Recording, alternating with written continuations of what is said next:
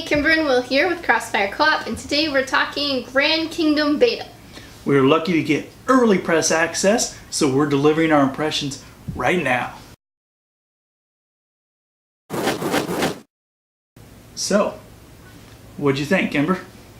It's not a game genre that I typically play, a strategy RPG, so it was a little tough to start with, to get used to what the heck am I supposed to do. But I liked it in the end. I really enjoyed the art style, especially with the characters. Not so much the overall movement map, but the characters themselves and when they're in combat. The movement map's a little tricky to get used to. I don't think it was hard, I just don't like that part of strategy game. For me, I never really know which button to press, especially in the different wars, because the map changes a little bit.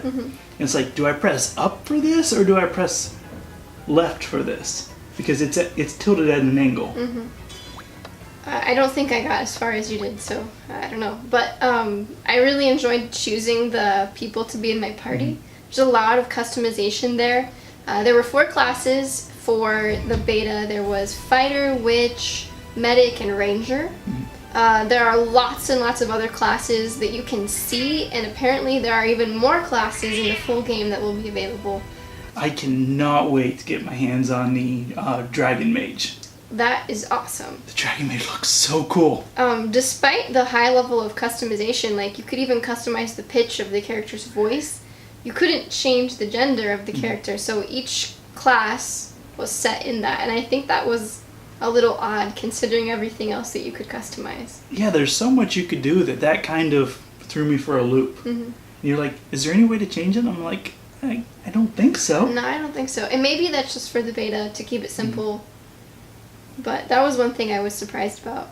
Another thing that I really enjoyed and that made this one of the more enjoyable strategy games for me was the banter that went back and forth between Flint and Lilia. They're your kind of go-to people. They're also your narrator, so to speak, like your Navi, basically, like telling you about things.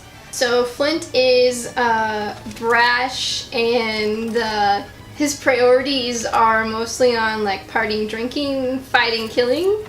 Lilia is more concerned with strategy. She's a cleric type person who wants to give you wise advice. So they do butt heads of it, and they call you captain, which I think is really cool because it reminds me of the 7 Deadly Sins in Melodious. Who are you more aligned with? Well, I am more like Lilia, but I want to be more like Flint. Flint seems pretty fun. Yeah. What's your biggest critique of the game? My biggest critique. Or I should say the demo, because a lot could change when the final game comes out.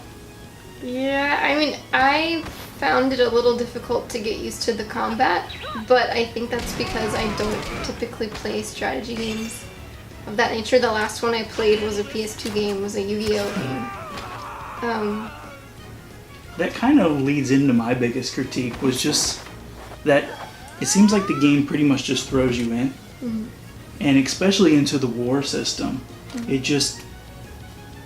there's a huge learning curve to this game. And I think a few more battles and the war system would have been easier to understand. How to equip different things and things like that. But everything from the combat to different stores you can go to just how you interact through the war system is very complicated. It's hard for a newcomer to jump into. So overall, what would you say? Gonna buy it, gonna wait, what are you gonna do? Overall, I'm crazy impressed, and I can't wait to get my hands on the full game. While it's not my typical genre, I know that he'll be buying it, so I'm happy to play it every so often when the mood hits. The full game will be out June 21st. If you plan on picking it up, make sure you let me know so we can head to war together. Woohoo! Go to war! Hey, gotta get the Dragon Mage out for a spin. For all things Grand Kingdom, make sure you stick with Crossfire Co-op. CXT ya!